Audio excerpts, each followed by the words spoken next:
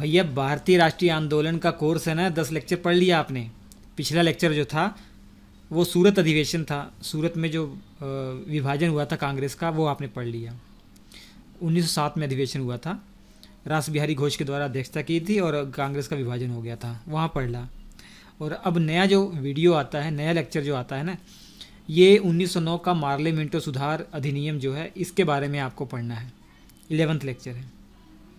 तो आज का हमारा चर्चा का विषय है मार्ले मिंटो सुधार अधिनियम 1909। बहुत ही महत्वपूर्ण है। सबसे पहले मार्ले मिंटो सुधार अधिनियम क्यों कहा जा रहा? मार्ले कौन है? तो उस समय लॉर्ड मार्ले, या उनका नाम था जॉन मार्ले, ये भारत सचिव थे, जो इंग्लैंड में ये रहते थे। ब्रिटिश जो पार्लियामेंट है ना, उसी के सदस्य हुआ करते थे, सरकार का हिस्सा होते थे, कैबिनेट स्तर के मिनिस्टर होते थे, भारत सचिव। तो जॉन मार्ले उनका नाम था। और उस समय भारत के जो वायसराय थे लॉर्ड मिंटो। तो इन दोनों की रिपोर्ट के आधार पर ब्रिटिश पार्लियामेंट में ये कानून पास हुआ था, जिसे मार्ले मिंटो सुधार अधिनियम 1909 कहते हैं। तो यहाँ से क्या क्या आपके दिमाग में प्रश्न आना चाहिए कि मार्ले मिंटो सुधार अधिनियम ये किसके द्वारा पास किया गया था? तो ये ब्रिटिश पार्लियामेंट के द्वारा पास किया था, भारत में जो केंद्रीय विधायिका थी उसके द्वारा नहीं, ये नोट करके रखिएगा। और मार्ले उस समय कौन थे? जॉन मार्ले भारत सचिव थे और लॉर्ड मिंटो भारत वायसराय थे। ठीक है। अब भारत में ऐसी क्या परिस्थितियां थी, क्या सिचुएशन थी कि 1909 का जो अधिनियम लाना पड़ा? ये प्रश्न आपके दिमाग में आना चाहिए।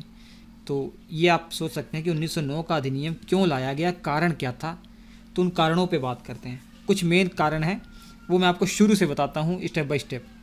इससे पहले कौन सा कानून आया था? इससे पहले ब्रिटिश पार्लियामेंट में ने कब कानून बनाया था? 1892 में।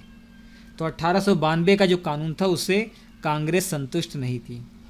वहाँ पे जो 1892 में जो कानून आया था उसमें अगर आपको याद हो, जो केंद्रीय विधायिका है वायसराय की एक एग्जीक्यूटिव काउंसिल है, ठीक है, वायसराय की एक कार्यकारिणी परिषद है, और दूसरा एक विधायिका है जो कानून बनाने वाला सिस्टम है। तो 1892 के हिसाब से, 1892 के कानून के हिसाब से जो विधायिका थी ना, केंद्रीय विधायिका, उसमें सदस्यों की संख्या बढ़ाई गई लेकिन 16 की गई, उससे कांग्रेस संतुष्ट नहीं थी। तो 1892 के कानून से कांग्रेस संतुष्ट नहीं थी। तो ये भी एक कारण है कि कांग्रेस को संतुष्ट करना सबसे बड़ी पार्टी है भैया देश की। इसके अलावा देश में लगातार शिक्षित जो लोग थे, शिक्षित इंडियंस से, इनकी संख्या बढ़ती जा रही थी, लोग शिक्षा ग्रहण करते जा रहे थे। जब शिक्षा हमारे पास आएगी तो हमारे पास, हमें जानकारी होगी कि भैया मेरे अधिकार क्या हैं, मेरे अधिकार क्या हैं, उससे मैं सरकार से मांगूंगा। तो भारतीयों में आक्रोश आ गया, जो शिक्षित वर्ग के भारतीय थे उनमें आक्रोश आ गया कि भैया हमें दबाया जा रहा है, शोषण किया जा रहा है। तो उन सबको संतुष्ट करना भी जरूरी था। ये भी एक कारण है 1909 का कानून लाया गया। और इसके पहले 1905 में बंगाल का विभाजन हुआ था। बंगाल का विभाजन अंग्रेजों ने ही तो किया था। बंगाल के विभाजन से कांग्रेस तो बिल्कुल खुश नहीं थी, केवल मुस्लिम लोग खुश थे, क्योंकि कांग्रेस का जो बंगाल का विभाजन 1905 में 2 भागों में बांटा गया था ना, एक पूर्वी बंगाल जो आज मेन बांग्लादेश वाला इलाका समझ लीजिए, और पश्चिमी बंगाल जो वेस्ट बंगाल है, बिहार, उड़ीसा, झारखंड, ये सब इलाका। तो ये 2 भागों में बांटा था। मुस्लिम लोग खुश थे कि भैया उनको वादा किया गया था कि उनके साथ बहुत अच्छा व्यवहार किया जाएगा, जैसा मुग़लों के राज में उनको अच्छी फैसिलिटी मिल रही थी ना, वैसे ही फैसिलिटी मिलेगी। तो मुस्लिम लोग खुश थे। लेकिन हिंदू और बाकी अन्य वर्ग, कांग्रेस, ये सब खुश नहीं थे। अब इनको संतुष्ट करना था, कोई ना कोई मीठी गोली देने के लिए कानून लाना पड़ेगा। तो वो 1909 का कानून लेकर आए। अब 1906 में मुस्लिम लीग का भी गठन हो गया था। 1906 में मुस्लिम लीग एक नई पार्टी बन गई थी। तो ऐसा कहा जाने लग गया कि भैया जो कांग्रेस है वो हिंदुओं की पार्टी है, और 1906 का जो 1906 में जो गठित हुई है मुस्लिम लीग, ये मुसलमानों की पार्टी है। ऐसा सिचुएशन उस समय हो गया था। तो इसे असंतोष फैल गया था कि भैया अंग्रेज़ों के कारण ही ये बंटवारा हुआ है, हिंदू मुस्लिम में जो फूट आई है अंग्रेज़ों की वजह से ही आई है। तो इसलिए लोगों को संतुष्ट करने के लिए 1909 का कानून लाना ही पड़ा। और इसके पहले वाले वीडियो में आपने देखा सूरत में कांग्रेस का विभाजन हो गया। अब सिचुएशन क्या हो गई है, सूरत में विभाजन हुआ, नरम दल अलग हो गए हैं, गरम दल अलग हो गए हैं, और मुस्लिम लीग अलग हैं ही। तो पूरा अंग्रेज़ों की नज़र में 3 पार्ट में डिवाइड हो रहा है भारत, एक नरम दल, एक गरम दल, एक मुस्लिम लीग। तो अंग्रेजों ने स्ट्रेटजी बनाई कि भैया नरम दल और मुस्लिम लीग को अपनी तरफ हम कर लेते हैं, और गरम दल के जो नेता है, जो हमारे लिए कह सकते हो आप, हमारे लिए कांटे की तरह व्यवहार कर रहे हैं, रास्ते का कांटा है, उनको हम दमन कर देते हैं, उनका हम दमन कर देते हैं। तो अंग्रेजों ने ऐसे ही किया, उनका दमन किया। आपने देखा 6 साल की सज़ा हो गई थी तिलक जी को, और ऐसी सिचुएशन पैदा कर दी कि बिपिन चंद्र पाल जो और बड़े बड़े जो नेता थे, उन लोगों ने सन्यासी ले लिया। लाला लाजपत राय विदेश चले गए, अमेरिका चले गए। तो गरम दल को उन्होंने सप्रेस कर ही दिया कुछ समय के लिए, और नरम दल मुस्लिम लीग, इनको खुश करना वो चाहते थे। इनको खुश करने के उद्देश्य से भी 1909 का कानून ये लेकर आए। तो ये सब कारण थे 1909 का कानून लाने का। तो कारण समझ में आ गया होगा सिचुएशन क्या थी उस समय। अब दूसरा नेक्स्ट प्रश्न ये उठता है कि अधिनियम की विशेषताएं क्या हैं। 1909 का जो अधिनियम आया है ना, इसकी मुख्य विशेषताएं क्या हैं, इसकी क्या खासियत क्या है। तो खासियत पर बात करते हैं। सबसे ज़्यादा 1909 का जो अधिनियम जाना जाता है ना, वो मुसलमानों के लिए पृथक निर्वाचक मंडल स्थापित किया गया था। मतलब भैया ऐसी सिचुएशन अंग्रेज़ों ने ला दी थी, ये मुसलमानों की ही डिमांड थी, अंग्रेज़ों ने उसको अस्वीकार कर लिया। मुसलमानों के लिए पृथक निर्वाचक मंडल एक तरीके से ऐसा सिस्टम है, समझाता हूँ मैं। कोई ऐसा क्षेत्र जहाँ पे मुस्लिम बाहुल्य हों, मुस्लिम बहुसंख्यक हों, तो जब भी चुनाव होंगे उस क्षेत्र से एक मुस्लिम कैंडिडेट ही खड़ा होगा। जब भी कोई कैंडिडेट खड़ा होगा ना, वो मुस्लिम कैंडिडेट ही खड़ा होगा, और उसको वोट करने का अधिकार भी उस जगह के, उस क्षेत्र के मुसलमानों को ही होगा। मतलब उस क्षेत्र के बाकी अन्य मुसलमानों के अलावा बाकी अन्य धर्म के जो लोग हैं, उनको अधिकार ही नहीं होगा वोट करने का। ये है मुसलमानों का पृथक निर्वाचक मंडल जो 1909 में लाया गया था। तो हिंदू मुस्लिम जो एकता को तोड़ना 1905 में बंगाल विभाजन से ही शुरू कर दिया था, और यहाँ एकदम प्रॉपर उन्होंने स्टाम्प लगा दिया अंग्रेजों ने। ठीक है, तो सबसे पहली विशेषता इसकी ये है 1909 के अधिनियम। सबसे ज़्यादा प्रश्न यही पूछा जाता है, दिमाग में क्लियर हो गया होगा। मुसलमानों के लिए अलग पृथक निर्वाचक मंडल या सांप्रदायिक निर्वाचन प्रणाली 1909 के अधिनियम से ही आई, जो मार्ले मिंटो सुधार अधिनियम है। क्लियर हो गया होगा क्या सिस्टम था, समझा दिया मैंने। ठीक, एग्जाम्पल के तौर पर बताऊं, फॉर एग्जांपल हाइपोथेटिकल एग्जांपल है। जैसे मैं अभी पंजाब से ये वीडियो बना रहा हूँ, लुधियाना। ये लुधियाना एक क्षेत्र है, यहाँ मान लीजिए मुस्लिम बाहुल्य हैं। तो इस क्षेत्र में अगर मुस्लिम सीटें रिजर्व हैं, तो चुनाव होगा तो यहाँ से मुस्लिम लोग खड़े होंगे, मुस्लिम कैंडिडेट खड़े होंगे, उनको वोट करेंगे यहाँ के रहने वाले, लुधियाना के रहने वाले मुसलमान लोग ही वोट करेंगे। तो जिसमें मैं हिंदू हूँ तो मुझे वोट करने का अधिकार नहीं है, और जो सिख हैं उनको वोट करने का अधिकार नहीं इस क्षेत्र में। ठीक है, तो ये समझ आ गया। चलिए, इसके अलावा आपको पता ही है कि केंद्रीय विधान परिषद थी, तो उसमें सदस्यों की संख्या कितनी थी, 16 थी, अब 60 कर दी गई। थोड़ा समझिए उस समय की सिचुएशन देखिए। उस समय वायसराय थे, वायसराय एक ऊपर वायसराय बैठे हुए हैं। वायसराय की एक कार्यकारिणी परिषद थी, तो ये पूरा सरकार का रूप धारण कर लिए। एक वायसराय है और 8 सदस्य थे जो एग्जीक्यूटिव काउंसिल के सदस्य थे। ठीक है, जैसे आज प्राइम मिनिस्टर मान लीजिए और उनकी कैबिनेट मिनिस्टर। ठीक है, और एक और सिस्टम था कानून बनाने वाला सिस्टम, जिसे केंद्रीय विधान परिषद कहा जा रहा है, जिसे केंद्रीय विधान परिषद कहा जा रहा है।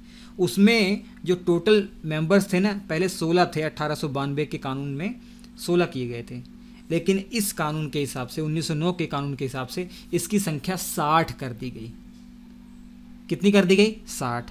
अब इन 60 सदस्यों में जो 32 सदस्य होंगे, कितने 32 सदस्य होंगे, वो गैर सरकारी होंगे।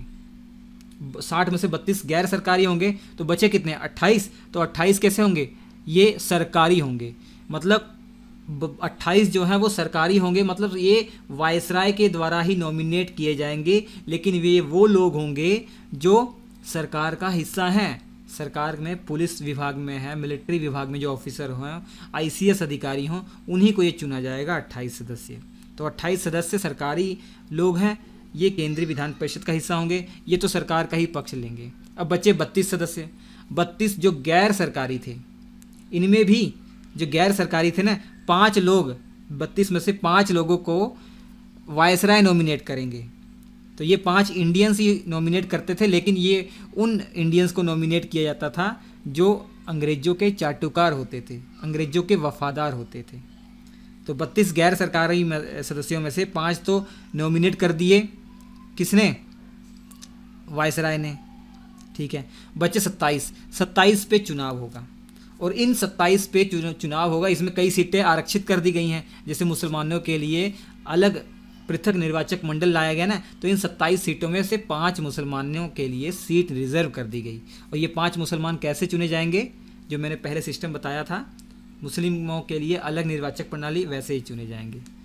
ठीक है, और इन 27 में से जमींदारों को भी 6 सीटें दे दी गई थी रिजर्व, 2 व्यापारियों को रिजर्व दे दी गई थी। ठीक है, और ऐसे ऐसे आनी थी सदस्य संख्या। तो आपके दिमाग में क्या क्लियर हुआ? ये 60 में से 28 सदस्य तो सरकारी होंगे, वायसराय नॉमिनेट करेंगे। 32 में से 5 ये इंडियंस होंगे, लेकिन ये मनोनीत करेंगे वायसराय। तो आप सोच सकते हैं कि 60 टोटल सदस्य हैं, जिनमें से 28 और 5 33 सदस्य ये तो वायसराय के पक्ष वाले ही हो गए। तो अभी भी तो यहाँ पर डोमिनेट कौन करेंगे? वायसराय के ही पक्ष वाले। अब 27 पे निर्वाचन हो रहा है, और 27 में से जो चुनाव हो रहा है उसमें कई रिजर्व सीटें भी हैं। तो ये सिस्टम था।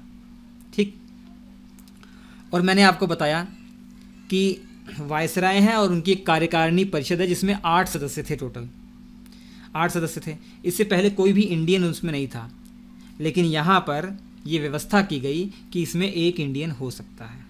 तो पहला कौन व्यक्ति था, कौन इंडियन था जो वायसराय की कार्यकारी परिषद का सदस्य बना? बहुत इंपॉर्टेंट है। तो उनका नाम है सत्येंद्र प्रसाद सिन्हा। इन्हें विधि सदस्य के रूप में चुना गया। ठीक है, कैबिनेट का हिस्सा होगा एक तरीके से आप कह सकते हैं। तो वायसराय की एग्जीक्यूटिव काउंसिल या कार्यकारी परिषद में पहली बार एक इंडियन को शामिल किया गया, वो सत्येंद्र प्रसाद सिन्हा थे। ये आप याद कर लीजिए। ठीक है, तो ये हो गई वायसराय की कार्यकारी परिषद, और उनकी विधान परिषद जो है उसमें क्या चेंजेस हुए हैं वो समझ में आ गया। अब भारत सचिव एक पोस्ट थी ना, भारत सचिव, अरे भारत सचिव वही हैं इस समय। वायसराय आपको मैंने बताया कौन थे, मार्ले मिंटो से आप समझ सकते हैं। वायसराय हैं लॉर्ड मिंटो, और भारत सचिव हैं जॉन मार्ले। अब वायसराय इंग्लैंड में होते थे, ठीक है, और उनकी हेल्प के लिए 15 लोगों की एक टीम होती थी, जिन्हें भारत परिषद कहा जाता था। वो सारे के सारे अंग्रेज हुआ करते थे, लेकिन इस 1909 के एक्ट में ये प्रावधान किया गया कि भैया उन 15 सदस्यों में से 2 जो होंगे ना, वो इंडियंस हो सकते हैं। तो भारत सचिव की जो परिषद है उसमें 2 सदस्यों को इंडियन शामिल किया जाएगा, और ये पहली बार ऐसा किया गया। तो वो 2 इंडियन कौन थे जिन्हों पहली बार भारत सचिव में शामिल किया गया? ये प्रश्न भी इम्पोर्टेंट है। तो केसी गुप्ता थे और सैयद हुसैन बिलग्रामी थे। ये आप याद रखेंगे।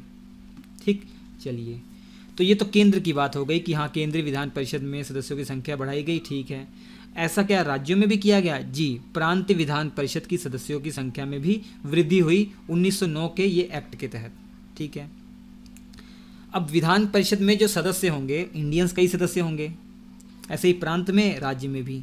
विधान परिषद समझ रहे हैं, कानून बनाने वाला सिस्टम, विधायिका। इनके सदस्यों की शक्तियों में भी परिवर्तन किया गया। इनके जो सदस्य थे, इनकी शक्तियों में कुछ वृद्धि की गई। जैसे विधान परिषद में कानून बनने के लिए बिल आएगा, तो वो बिल एक तो बजट वाला बिल हो सकता है, और एक जनसाधारण आम बिल हो सकता है। तो जो बजट वाला बिल होगा उस पर बहस करने का अधिकार है, लेकिन वोट नहीं कर सकते थे अभी भी। 1909 के एक्ट के तहत भी बजट पर वोट करने का अधिकार इंडियंस को नहीं दिया गया था, जो इंडियन सदस्य थे उनको नहीं था। लेकिन जो जनसाधारण वाले मामले थे, लोकहित वाले मामले थे, वो प्रस्ताव भी हम रख सकते थे, उन पर बहस भी कर सकते थे, उन पर वोट भी कर सकते थे, उनसे रिलेटेड क्वेश्चन भी पूछ सकते थे, क्रॉस क्वेश्चन भी कर सकते थे। तो इतना अधिकार था। ठीक, तो ये है भैया 1909 का अधिनियम को लाने का कारण, और 1909 अधिनियम जो था इसकी विशेषताएं क्या हैं। अब जो ये कानून आया ना, तो हमारे जो लोग थे, हमारे जो यहाँ बड़े बड़े लोग थे, उनकी प्रतिक्रियाएं भी आई इस कानून को लेकर। जैसे महात्मा गांधी ने एक प्रेस कॉन्फ्रेंस में कहा था, न्यूज़ रिपोर्टर को बताया था, भैया 1909 का जो ये कानून आया है ना, इसने हमारा सर्वनाश कर दिया है। क्यों कहा इन्होंने? क्योंकि इसमें पृथक निर्वाचक मंडल लाया गया, मुसलमानों के लिए अलग निर्वाचक मंडल ला दिया गया, तो मुस्लिम तो अलग हो गए। इसलिए आप इंडियन नेशनल मूवमेंट पूरा पढ़िए, भारतीय राष्ट्रीय आंदोलन पूरा पढ़िए, उसमें उतना रोल मुसलमानों का नहीं रहा है जितना आम लोगों का होना चाहिए था, जितना आम लोगों का था।